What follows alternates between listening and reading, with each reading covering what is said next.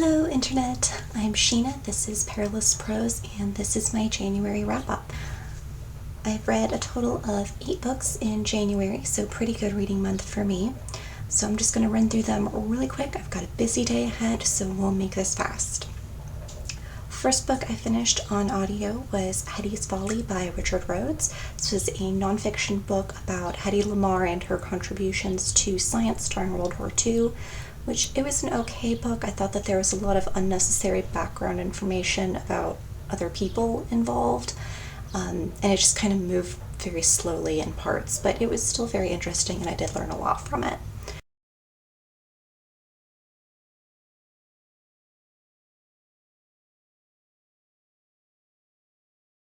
My third book of the month was Reap the Wind by Karen Chance. I do have a review planned for this book. It is the most recent book in the Cassie Palmer series, which is amazing, by the way, but I will have that up for you probably next week. My fourth book was The Adventures of Huckleberry Finn by Mark Twain. I haven't read any Mark Twain in a really long time, so it was nice to get back to his stuff.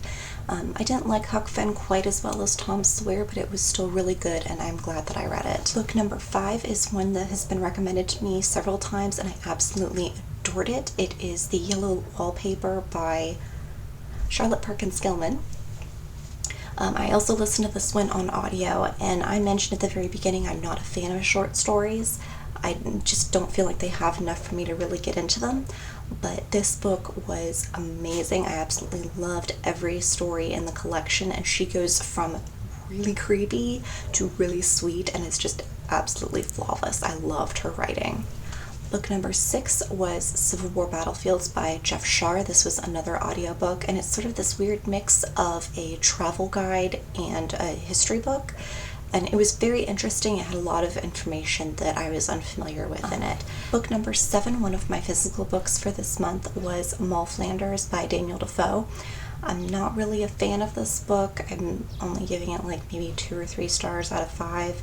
But it was okay. I'm glad I read it. It wasn't in a genre that I usually follow, and I might do a little bit of a longer review for it in the future. Book number 8, also on audio, was We've Got a Job by Cynthia Y. Levinson.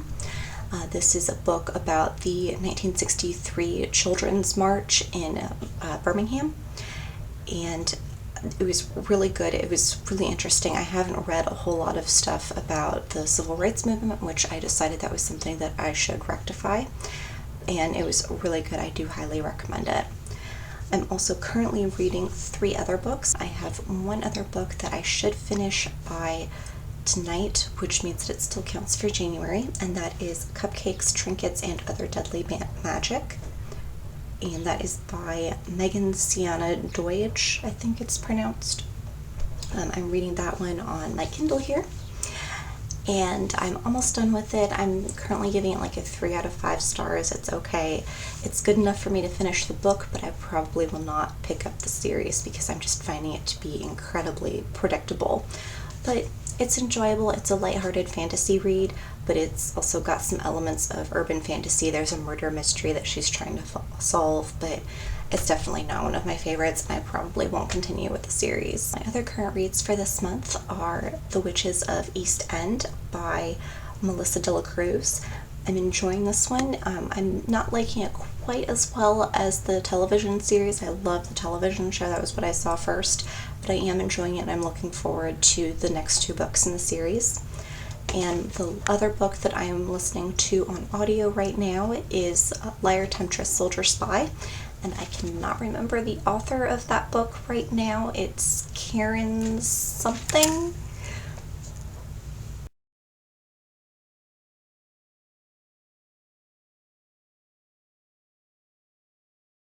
So my camera has decided that it's not going to stay put anymore.